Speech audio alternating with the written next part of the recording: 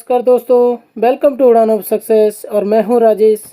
आज हम परसेंटेज का सेकंड पार्ट डिस्कस करेंगे।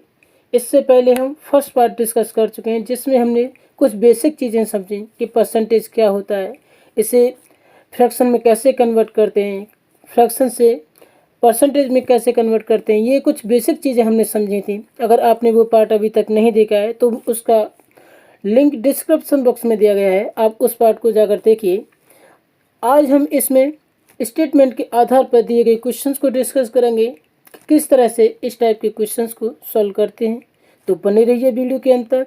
लेकिन वीडियो शुरू करने से पहले अगर आपने अभी तक हमारे चैनल को सब्सक्राइब नहीं किया है, please subscribe the channel and press the bell icon. देखते हैं फर्स्ट क्वेश्चन। अब इसमें क्वेश्चन में बोला गया है कि यदि किसी संख्या का 16/2/3% इसी संख्या में जोड़ दिया जाए, यानी उसके जोड़ने पर यह 4956 यानी 44956 बन जाती है। तो वास्तविक संख्या की याद करो। अब देखो, हमने इससे पहले पार्ट में डिस्कस किया था कि फ्रैक्शन वैल्यू क्या होती है। किसी कोई परसेंटेज हमें इस तरह का दिया जाता है तो उसकी फ्रैक्शन वैल्यू क्या होती है। तो वो ही आज काम आने वाला है कि फ्रैक्शन क्या होगा। हम फ्रैक्शन के आधार पर करेंगे इसे, क्योंकि अगर आप नॉर्मली करोगे तो ये बहुत ही कैलकुलेटिव बन जाता है। तो इसे देखते हैं कि इसका फ्रैक्शन क्या बनेगा। हम 16/2/3 की बात करें परसेंटेज, तो ये क्या होता है, ये होता है 1/6।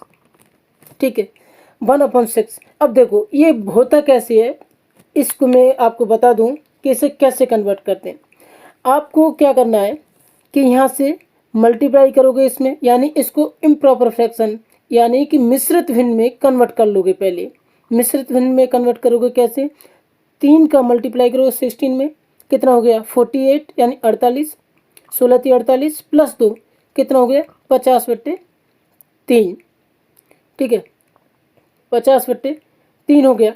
तो अब देखो यहाँ पे परसेंटेज का साइन है ये, तो हमने क्या बताया था कि परसेंट का साइन हटाते हैं तो 1/100 का मल्टीप्लाई करते हैं।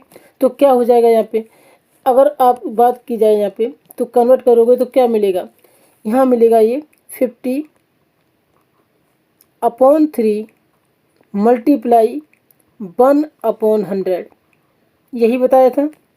ठीक है, 1/100 का मल्टीप्लाई कर दो और आप इसे फ्रैक्शन में कन्वर्ट कर लोगे। तो यहाँ से 50 से डिवाइड करोगे 100 को, ये 2 टाइम्स हो जाएगा।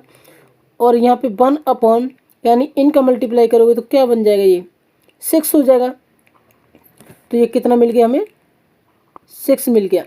तो इस तरह से हमने ये फ्रैक्शन निकाला है। ये फ्रैक्शन होता है 1/6। ठीक है, अब देखो यहाँ पर अब देखना क्या होगा कि 1/6 है, लेकिन अब क्वेश्चन में क्या बोला गया है कि 16/2/3% इसी संख्या में जोड़ने पर। मैंने एक बात और बताई थी आपको कि जो डिनोमिनेटर होता है यानी जो हर होता है, ये क्या होता है, वास्तविक संख्या। इसे हम वास्तविक संख्या मानते हैं, यानी कि जिस संख्या के बारे में बात हो रही है उसे हम वास्तविक संख्या मानते हैं। और ये 1 क्या हो जाएगा, ये प्रतिशत रिजल्ट हो जाएगा, यानी जो चेंजेस हो रहे हैं, जो बदलाव हो रहा है, चाहे प्लस हो या फिर माइनस हो, जो भी हो, जो भी होगा वो इसका चेंजेस होगा, यानी प्रतिशत रिजल्ट हो जाएगा। तो यहाँ पे आप क्या करोगे, ये क्या हो जाएगा, ये तो होगी आपकी वास्तविक संख्या।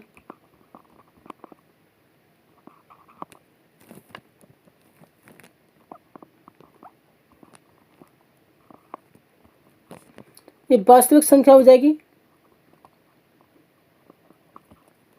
ठीक है, अब लेकिन अब ये क्या है, प्रतिशत रिजल्ट है। इस ये प्लस में यानी जोड़ने की बात हो रही है, यहाँ पे जोड़ने की बात हो रही है तो यहाँ प्लस का साइन आएगा। अगर यहाँ पर घटाने का बोलता तो यहाँ पे माइनस आता। ठीक है, अब देखेंगे कि इनका डिफरेंस कितना है, इनका डिफरेंस कितना है। तो डिफरेंस आपको दिख रहा है क्या, लेकिन डिफरेंस हमें नहीं देखना होगा। यहाँ पे डिफरेंस कब देखते हैं, जब हमें कोई अंतर दिया जाता है। इसके आधार पर हम क्वेश्चन करेंगे आगे सॉल्व, लेकिन यहाँ पर हमें क्या देखेंगे कि यहाँ बोला गया है कि +1 करने पर, यानी ये +1 हो रहा है ना, अगर इस वास्तविक संख्या में +1 कर दिया जाए तो हमारी संख्या जो है इसके बराबर बन जाती है। तो यानी अगर हम 6 में +1 करेंगे तो ये क्या हो जाएगा, 7 हो जाएगा। और 7 की वैल्यू कितनी दी गई है हमें क्वेश्चन में, ये 4956 दी गई है। अब यहाँ से 7 की वैल्यू इतनी है तो ये की यूनिट की वैल्यू कितनी हो जाएगी, 7 7 जा 49, 0 और 7 8 जा 56, ये हो जाएगी। लेकिन अब बोला गया है तो वास्तविक संख्या बताओ, क्या बोला गया है, वास्तविक संख्या ज्ञात करो। हमें एक यूनिट की वैल्यू 708 मिल गई, तो वास्तविक संख्या कितनी है, 6 यूनिट। तो हम क्या करेंगे, वास्तविक संख्या के लिए निकालने के लिए क्या हो जाएगा हमारा, अगर ये निकालनी होगी वास्तविक संख्या तो ये मिलेगा हमें 6 × 708। ठीक है, अब इसको सॉल्व करें तो क्या मिलेगा, 6 8 जा कितना होता है 48, और ये 0 है तो यहाँ पे 4 हो जाएगा, और 6 7 जा कितना 42, और यही इस क्वेश्चन का आंसर हो जाएगा। आई होप यह पॉइंट आपका बहुत अच्छे से क्लियर हुआ होगा। देखो बेसिकली क्या किया था इसमें कि यहाँ पे हमने इस फ्रैक्शन को कन्वर्ट कर दिया, इस परसेंटेज को फ्रैक्शन में कन्वर्ट कर दिया। यहाँ पे बात जोड़ने की हो रही थी तो यहाँ पे प्लस का साइन आएगा, अगर घटाने की होती तो माइनस का होता है। तो यहाँ पे हमने जो वास्तविक संख्या होती है, जो डिनोमिनेटर जो हर होता है वो वास्तविक संख्या मानते हैं, इसमें एक ऐड कर दिया तो हमें कितना मिला, 7 मिला। लेकिन क्वेश्चन के अकॉर्डिंग कितना बन रहा है, 4956 यानी 4956 बन जाता है। तो यहाँ से 7 इसके बराबर है तो 1 की वैल्यू यहाँ से निकाल लेंगे और यहाँ से हम 6 की वैल्यू निकाल लेंगे। ठीक है, देखते हैं नेक्स्ट क्वेश्चन। अब नेक्स्ट में बोला गया है कि अगर किसी संख्या का 12.5% इसी संख्या से घटा दिया जाए तो यह संख्या 6370 बन जाती है। तो वास्तविक संख्या ज्ञात कीजिए। अब देखो यहाँ पे वास्तविक संख्या कैसे ज्ञात करना होगा, फिर से वही कि हमें क्या करना है, सबसे पहले कि इस परसेंटेज को हम फ्रैक्शन में चेंज करेंगे। अब फ्रैक्शन में चेंज कैसे करेंगे कि 12 1/2% है तो इसको पहले क्या करेंगे, मिश्रित भिन्न में कन्वर्ट करेंगे। अगर आप इस फ्रैक्शन को, इस तरह के फ्रैक्शन मैंने कल आपको डिस्कस किए थे पिछले पार्ट में, तो वहाँ से आप याद कर सकते हैं कि कैसे निकालते हैं इन्हें। ठीक है, बाकी का यहाँ पे फिर से मैं बता देता हूँ कि जब ये फ्रैक्शन दिया जाता है, जब परसेंटेज दिया जाता है तो इसको फ्रैक्शन में कैसे कन्वर्ट करते हैं। जैसे यहाँ पे क्या है, 2 का मल्टीप्लाई 12 में करेंगे, कितना हो जाएगा 24 + 1 कितना हो गया 25। ये 25 अपॉन 2 मल्टीप्लाई कितने का करेंगे 1/100। 1/100 का करेंगे, क्यों कि परसेंटेज का जो साइन हटाएंगे तो मल्टीप्लाई 1/100 करेंगे। अब इसको फर्दर सॉल्व करें तो यहाँ से क्या हो जाएगा, ये 4 हो जाएगा और इन दोनों को मल्टीप्लाई करेंगे यानी तो 1/8 ये मिल गया, 1/8 मिल गया। लेकिन अब लेकिन क्या, आपको एक बात ध्यान देनी होगी। देखो ये तो हमारे 8 क्या है, वास्तविक संख्या हो गया, लेकिन यहाँ पर हमें बोला गया है कि घटा दिया जाए, यानी ये जो वर्ड है ना स्टेटमेंट में, ये आपको ध्यान देना होगा। घटा दिया जाए, घटा दिया जाए का मतलब कह रहा है कि यहाँ से जो हमारा प्रतिशत रिजल्ट है ये माइनस का हो जाएगा, ये माइनस का हो जाएगा। ठीक है, क्योंकि ये तो हमारी वास्तविक संख्या हो गई और रिजल्ट की बात कर रहा है कि 1 घटा दें अगर 8 में से तो कितना बचेगा, तो हमारा परसेंटेज के टर्म में कितना बच रहा है, ये फ्रैक्शन में देखें तो देखो कितना बचेगा, 1 माइनस करने पर हमें 7 मिलेगा। ठीक है, 7 मिलेगा। लेकिन क्वेश्चन के अकॉर्डिंग कह रहा है कि यही संख्या 6370 के इक्वल है। क्वेश्चन के अकॉर्डिंग कितना कह रहा है कि 6370 को इक्वल है। तो यहाँ से 1 यूनिट की वैल्यू निकाल लोगे, ये कितना हो जाएगा 7 9 जा 63 7 9 63 और यहाँ से 7 1 7 और ये 0। ठीक है, अब हमें क्या मिल गया कि 1 यूनिट की वैल्यू मिल गई, 1 यूनिट की, 1 इकाई की मान मिल गया हमें।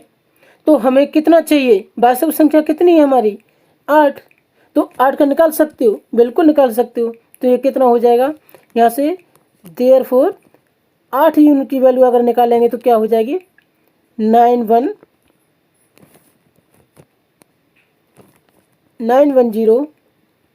मल्टीप्लाई 8। ठीक है, अब इसको सॉल्व करोगे तो हमें क्या मिल जाएगा, ये मिलेगा 8 0 का 0, 8 बन जाए 8 और 8 9 जा कितना होता है 72। ठीक है, ये आपका वास्तविक मान हो गया, यानी वास्तविक संख्या हो गई। लेकिन क्वेश्चन क्या कह रहा था कि यहाँ पर हमें 12.5% अगर घटा दिया जाए तो 6370 बन जाती है। तो इस तरह से हम इस क्वेश्चन को सॉल्व कर सकते हैं। आई होप ये कंसेप्ट आपका बहुत अच्छे से क्लियर हो रहा होगा। तो देखते हैं नेक्स्ट क्वेश्चन। अब देखो नेक्स्ट क्वेश्चन में क्या बोला गया है, यहाँ पे बोला गया है कि यदि किसी संख्या में 27 जोड़ दिया जाए तो यह संख्या 137.5 यानी 1/2% बन जाती है। तो वास्तविक संख्या ज्ञात करो। अब देखो पहले हमें परसेंटेज में चेंजेस दिए जा रहे थे, लेकिन यहाँ पर हमें अब संख्या दे दी गई है पहले कि संख्या इतनी जोड़ दी जाए तो इतना प्रतिशत हो जाएगा। अब क्या करें, कुछ नहीं, वही प्रोसेस करना है आपको। क्या कि आपको इसे भी फ्रैक्शन में चेंज करना है। आपको सबसे आसान तरीका यही है कि जो भी परसेंटेज दिया गया है उसे आप फ्रैक्शन में कन्वर्ट कर लें, और फ्रैक्शन में कन्वर्ट हो गया तो उसे सॉल्व करना बहुत ही ईजी हो जाता है। अगर हम इसकी बात करें तो हम क्या करेंगे, इसको अगर फ्रैक्शन में कन्वर्ट करें तो ये क्या हो जाएगा 137 1/2%, ये है ना। अब इसे कैसे कन्वर्ट करोगे, लास्ट टाइम की तरह से क्या हम इसको 137 को क्या लिख सकते हैं, 100 प्लस 37.37% ऐसे लिख सकते हैं ना। ये क्या हो जाएगा 100% प्लस 37.5।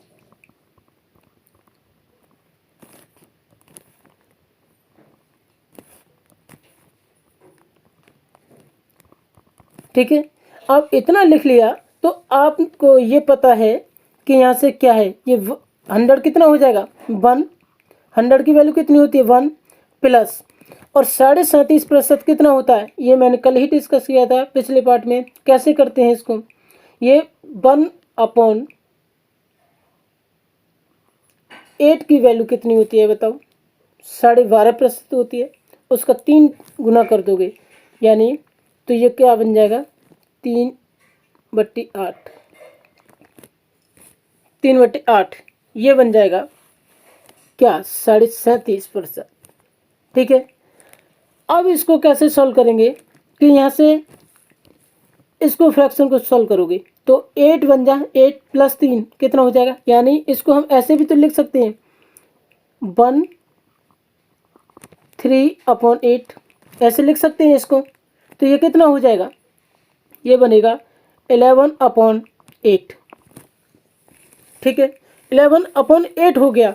लेकिन बोला क्या गया है, क्वेश्चन में बोला गया है कि यदि 27 जोड़ दिया जाए, देखो हमारी वास्तविक संख्या क्या है 8 है, यानी कि जो हर होता है डिनोमिनेटर होता है उसी को तो हम वास्तविक संख्या मानते हैं। तो ये 8 हो गया, लेकिन क्या कह रहा है 27 जोड़ दिया जाए, लेकिन हमारे यहाँ पे 8 से ज़्यादा कितना दिख रहा है, तो यहाँ पर देखेंगे यानी ये 11/8 है। अब इसका अगर हम डिफरेंस की बात करें तो कितना मिलेगा, हमें 3 मिल रहा है, 3 मिल रहा है। अब 3 डिफरेंस मिल गया हमें, तो अब देखोगे ये क्वेश्चन के अकॉर्डिंग कितना दिया गया है, ये क्वेश्चन के अकॉर्डिंग है 27। क्वेश्चन के अकॉर्डिंग कितना है 27 है। और यहाँ से अगर हम 1 यूनिट की बात करें तो ये कितना हो जाएगा 3 9 जा 27। यहाँ तक आई होप समझ में आया होगा। तो अब हमें ये देखना है कि 1 यूनिट की वैल्यू हमने निकाल ली तो 8 यूनिट की वैल्यू क्या होगी। तो यहाँ से आपको क्लियरली क्या कर दोगे, देयरफॉर 8 यूनिट की वैल्यू अगर बात की जाए तो क्या हो जाएगा, 9 × 8 = 72। और यही इस क्वेश्चन का आंसर हो जाएगा। आई होप यह क्वेश्चन बहुत अच्छे से समझ में आया होगा आपकी। यह कंसेप्ट बहुत ही महत्वपूर्ण कंसेप्ट है, इसके आधार पर बहुत ही क्वेश्चंस पूछे जाते हैं। तो देखते हैं नेक्स्ट क्वेश्चन। अब देखो, इसमें बोला गया है यदि एक आयत की लंबाई 25% बढ़ा दें और चौड़ाई 20% घटा दें तो क्षेत्रफल पर क्या प्रभाव पड़ेगा। अब देखो, यहाँ से मैंने पहले ही बोला है कि जो भी परसेंटेज दिया गया है आपको, उसको आप फ्रैक्शन के टर्म में कन्वर्ट कर लो। सबसे इजी तरीका है सॉल्व करने का। तो आप क्या करोगे यहाँ पे कि 25% को अगर कन्वर्ट करें तो ये क्या बन जाएगा, 1/4 हो जाएगा। ठीक है, 1/4 हो जाएगा। और यहाँ से अगर 20% को देखें तो इसका फ्रैक्शन वैल्यू क्या होता है, 1/5। और ये कैसे निकालते हैं वो मैं बता चुका हूँ आपको। ठीक है, यानी 1/100 से मल्टीप्लाई कर दोगे। अब देखो ये मिल गया हमें, लेकिन अब देखो दोनों ही केस में क्या हो रहा है, अलग अलग रिएक्शन हो रहे हैं। क्या रिएक्शन हो रहा है कि देखो लंबाई में कितना 25% का बढ़ा रहा है, यानी प्लस हो रहा है। तो यहाँ पे क्या करोगे, प्लस का साइन लगा दोगे। यहाँ क्या करोगे, प्लस का साइन लगा दोगे। लेकिन यहाँ पर घटा रहा है किसमें, चौड़ाई में। तो चौड़ाई में घटा रहा है तो ये कितना करोगे, यहाँ पे माइनस का साइन लगा दोगे। यानी अब यहाँ पर हम देखें कि लंबाई पहले कितनी थी, 4 थी। ठीक है, अब चेंजेस होने के बाद में यानी 1 बढ़ गई। पहले वास्तविक कितनी थी, 4 थी लंबाई, और 1 बढ़ गई तो कितनी हो गई बताओ, ये हो गई 5। अब कितनी हो जाएगी, 5 हो जाएगी। ठीक है, लेकिन अगर चौड़ाई की बात की जाए, ब्रेथ, ठीक है, ब्रेथ की बात की जाए तो पहले कितनी थी, पहले थी 5। लेकिन क्या कि यहाँ पर बोला गया है कि 1 कम हो जाए, यानी माइनस से 1 हो रही है, तो कितना हो जाएगी, 4। ठीक है, अब इतना समझ में आ गया आपके, तो समझ लो सब कुछ समझ में आ गया। अब क्या करोगे कि यहाँ से देखो ये हमारी क्या है, वास्तविक लंबाई और वास्तविक चौड़ाई। ठीक है, यानी रियल,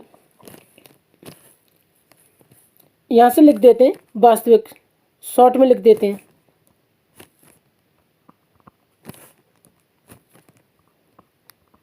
ठीक है, वास्तविक, और यहाँ पे नई,